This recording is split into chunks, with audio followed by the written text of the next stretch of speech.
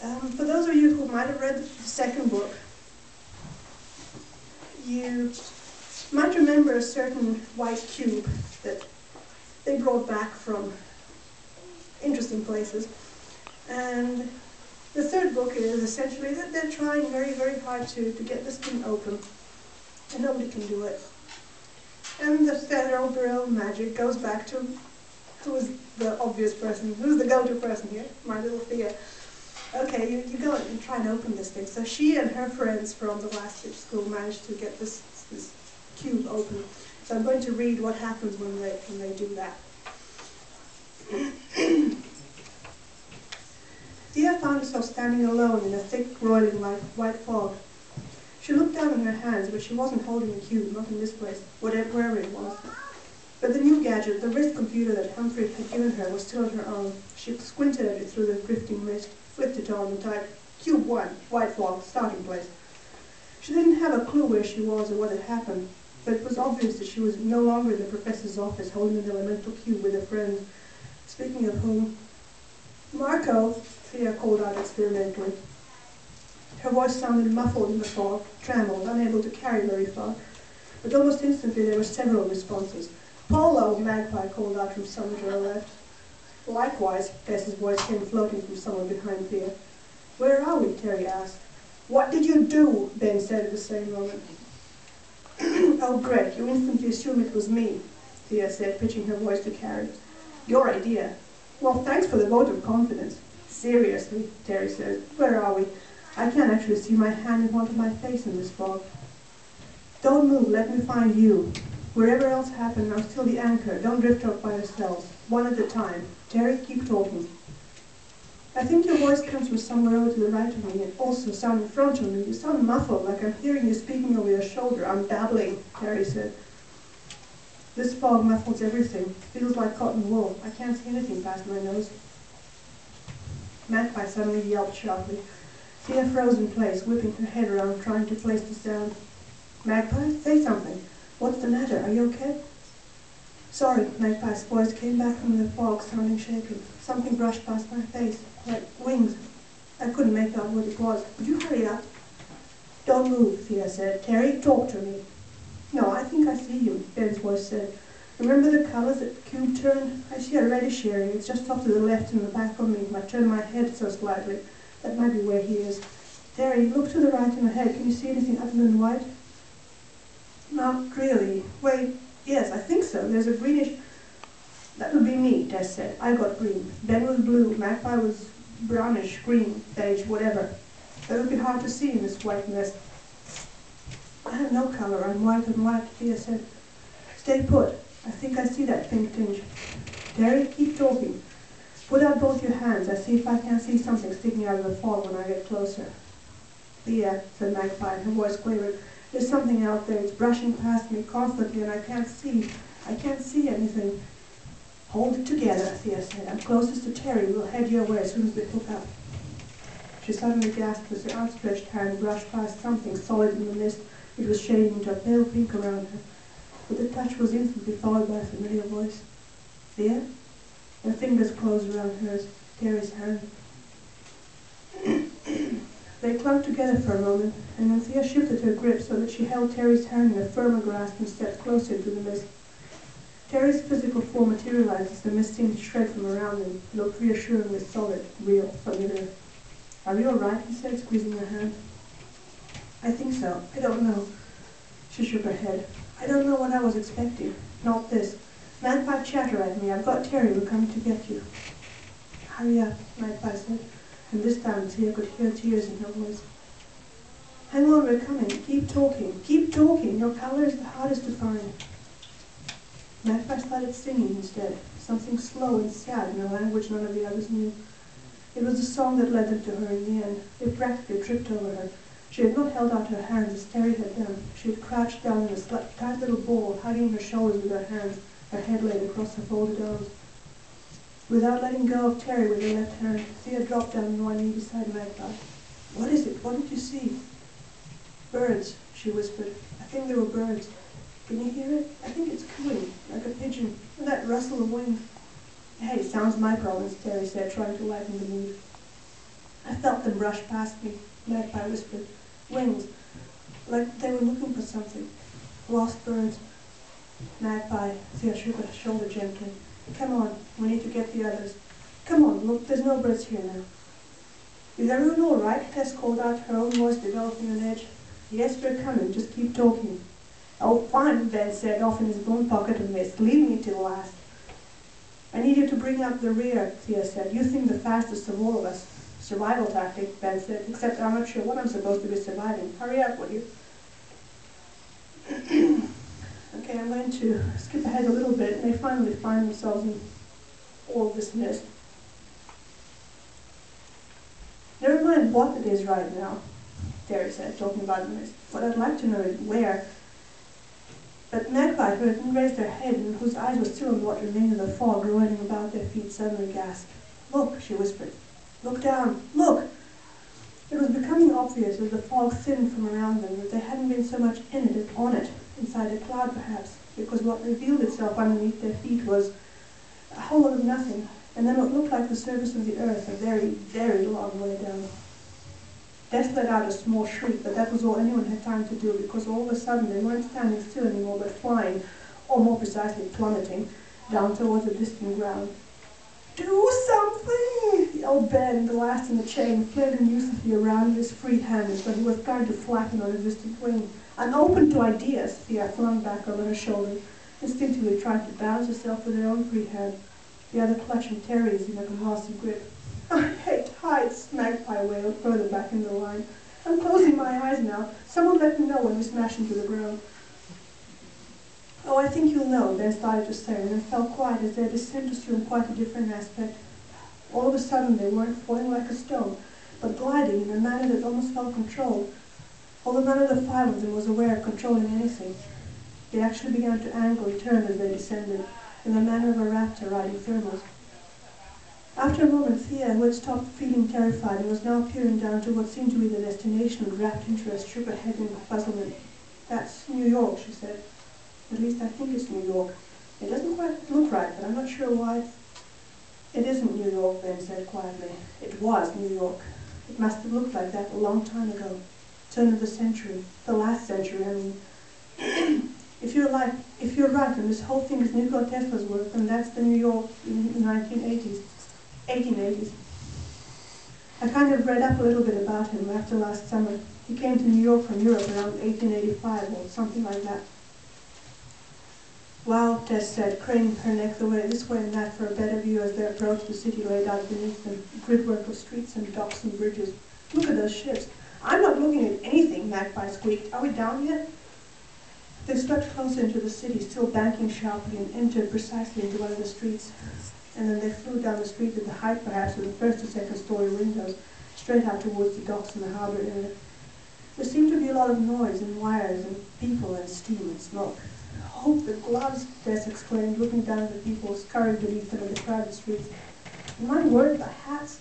It's so weird. I mean, I know people used to wear this stuff, but can you imagine getting up in the morning? It had to take you an hour to get dressed and properly turned out for the street. Watch out, you're going to kick someone's hat off with your feet if you aren't careful. Are we low enough for that? Magpie said, finally opening her eyes. What she saw underneath her own feet startled her so much that she gasped and instinctively relaxed her hold on the hands that were holding her own. If Tess and Terry hadn't just as instinctively strengthened their own grip to compensate, Magpie would have slipped out of their grasp and tumbled down in the street below. Don't do that, Terry said sharply, sounding unnerved. I nearly dropped you. What do you think would have happened? I don't think they can see us or anything. Wouldn't you look up if you heard something whooshing past you? People apparently chattering just above your head. Oh, don't be silly, we aren't actually here, Terry said. We cannot just hop back off into the 1880s, not just like that. All of this is probably a memory projection, something that we can too go back to wherever you want, Thea said. I'm living proof of that. Chevalier, remember? And besides, look, Ben, the last in the line, uninvolved in the middle of the daisy chain near Fiasco, suddenly said it, pointed to his own free hand. We're coming up the docks, and look there, right by that ship, just stepping off the gangplank. That's Tesla, isn't it? It looks like Tesla anyway. I've seen pictures. And then the city beneath them, so thoroughly three-dimensional and real, full of its own smells and sounds, and a vivid sense of being alive and teeming with humanity, suddenly and shockingly flattened into what looked like a grainy black and white photograph, and then the photograph winked out as though it was being shuffled away into a deck of cards. They were briefly stationary, a thin film of fog or cloud rolling around their feet, and then it cleared again, but this time something quite different was underneath them. "Hi!" said Magpie, closing her eyes again. They were up again, high up, like they had been above the New York that was, except this time they appeared to be above quite a different city, one built in a far more baroque way, straddling the river that snaked between two banks with what appeared to be majestic architecture. And then they were falling towards it again, just as they had done the first time. But now they knew what to expect. They weren't quite so startled, and all of them, with the exception of Magpie, who still had her eyes resolutely closed, were examining the city with great interest. "Thea," Terry said. "Clues?" "Haven't the foggiest," Thea said. "Europe, obviously. But that means that before New York, these are Tesla's thoughts or memories or video mind tapes or whatever. I don't know. Where was he before he came to New York? Paris? That isn't Paris down there." "How do you know? It's got the river, doesn't it?" "I've been to Paris," Thea said. "There's no island down below, no cathedral, no Eiffel Tower." "Yes, but when was that built? Would there be an Eiffel Tower at this time?" "I don't know. It doesn't look like Paris anyway." They dropped down low again, skimming the ground at barely twice the height of a tall man. They were rapidly coming up behind a dapper gentleman walking the path. He was wearing a hat, and they could not see his face, but Terry nodded. "Tesla," he said. "No mistaking that frame. They said he was really tall. Look at that guy." "You still can't see us," Ben said. "I'll open your eyes, Magpie. Nothing bad is going to happen. Looking at you is making me dizzy. What's he doing now?" "I haven't a clue, but it looks like he's in pain," said Magpie, who had opened her eyes with this trenchant command. She had barely finished speaking when Tesla looked up, straight at the five of them. "He can see us," he gasped. But that was all there was time for. The picture underneath them went two-dimensional again, just like New York had done, with Tesla apparently doubling over in what seemed to be agony, his hands over his ears as though he had been assaulted by a sudden cacophony of noise, falling onto his knees as though the weight of sunlight was too much for him to bear. "Oh God, was that our fault?" Thea said, appalled, as they found themselves standing ankle-deep in white mist one more time. "He did see us. He might have triggered something." "Did he see us back in New York?" "I don't think so. I don't remember he even looked up or not." "Oh, damn it, here we go again," Magpie said. They swooped one more time, and this time there was no city at all, just an open field with a barn-like object in the midst of it, a strange tower with a bulbous top protruding from the middle of it like an antenna. The field was surrounded by mountains, and the house or barn in the field was surrounded by a wire fence. The five of them skimmed over the fence so low that they could read a sign tacked onto it. "Abandon hope, all ye who enter here." "Oh, lovely," said Ben. "Shut up," said Terry, his eyes suddenly alight. "I know what this is. It's Tesla's laboratory in Colorado. This is where he did some of his most amazing work. Are we going to be able to see inside that?" The building had a roof that gapped open underneath the tower antenna. For a moment it looked like they might swoop right underneath the tower and slip through that gap. But as they bent towards the side of the onion-shaped bulbous covering, the top of the tower suddenly woke with a crackle, and a bolt of bright blue lightning whipped around the outside of the bulb with a sizzling sound, and then snapped together into a column of fire as thick as Thea's wrist, shooting off sparks, reaching straight up from the top of the antenna into the sky. The friends veered away abruptly, as though this lightning had been accidental and unplanned for, and circled the building slowly until they came to a half-open barn-like door on the side. They, or whatever force was guiding them, slipped in through the opening and hovered just inside the door, gaping with their mouths open at what was going on inside. Tesla, bareheaded, his hair in wild disarray, stood with one hand stuck straight into a pillar of fire which must have been the root of the lightning bolt they had seen outside. As they watched, a bird circled him through the gap of the roof, just barely sliding between the lightning bolt and the edge of the roof beam, and dropped inside where Tesla's apparatus stood. Having made the effort to avoid the fire it entered, it apparently decided it needed the most direct line to Tesla himself, and flew straight into the pillar of flames, and disappeared. They all saw Tesla recoil, as though he'd been given a shock. They saw his eyes widen as he stared into the fiery circle before him. They saw his other hand rise as though reaching for a switch. Then they saw him freeze, and the bird reappeared in the fire. No, two birds. "What's going on?" Ben whispered. Both birds hung suspended in the fiery circle for a moment, and then they both vanished one more time. Tesla appeared to be saying something, his mouth moving, but the only soundtrack available to the 5 witnesses was a snap and crackle of the pillar of flame, and they could not make out what he was saying. The 2 birds reappeared. No, 3. And then vanished again. Tesla's hand was inching upwards towards the switch as though he was fighting great resistance, but before he had a chance to reach the switch, he was apparently increasingly desperate to throw. The birds were back. 4 of them. Tesla, with a superhuman effort, touched the switch.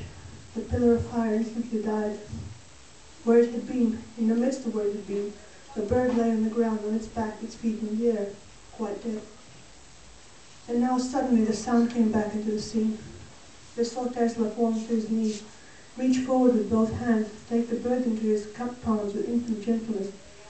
He lifted it up towards his face, and they could see his expression now, see that his blue eyes were full of tears. His lips were moving, but only the faintest of sounds came out. A whisper, barely a whisper, which might have been, please, oh, please. And then he threw his head back and screamed, the cry of such inconsolable loss, of devastating pain, of something too deep to be put into words. It's a pigeon, Magpie said, staring at the bird cradled between Tesla's hands. It's dead. This time the scene didn't fade into a 2-dimensional image of itself as the previous ones had done. It shredded, as though something had clawed through a piece of tissue paper and sent ribbons of it flying into a sudden high wind that whipped through the place. The wind exploded like a tornado, slamming into the 5 of them with unexpected force. They were torn apart by the force of the gale that buffeted them, scattered like autumn leaves, whirled away from one another, even as the wind dropped and the solid white fog descended on them all. The same impenetrable fog that had been there at the beginning. Where are you guys? Hey, anybody? There was no reply. It was though they were far apart now, too far apart to gather themselves up again as they had done the first time around. Suddenly afraid, Thea glanced at her wrist. She had to bring it practically up to her nose before she could see the keypad and the tiny screen of her new gadget clearly enough for it to be useful. The professor's office, she typed in as fast as she could with a hand that was trembling. All of us, back in the office, right now. Something changed in the fog around her. It began to grow damper, more solid, as though she were pushing her way through something that was more water than air. And then she was lifted off her feet as if something had kicked her and flung. She landed against something hard. Heard her head crack against a solid object. Pain flooded her consciousness. She realized her eyes were closed and made herself open them. She was lying against the professor's bookshelves with a couple of books scattered on the floor around her. Mrs. Chen swiftly crossed the room and knelt beside her. Are you all right? She reached to touch Thea's temple, gliding her hand to the back of Thea's head. I don't think you broke anything, but you flew over here as if you'd been kicked by a horse. The others? Thea began, trying to struggle upright. They're fine. They're here. Sit quiet for a moment. Thea? Humphrey May, looking very white, loomed over Mrs. Chen and then came down to a half crouch on Thea's other side. What happened? We saw you get inside, and then you suddenly... Are you sure you're all right? Now you ask, Mrs. Chen muttered. I'm fine, really. Where are the rest of them? Everybody's here, Humphrey said, mystified. They're all... We're okay, Terry called out from across the room.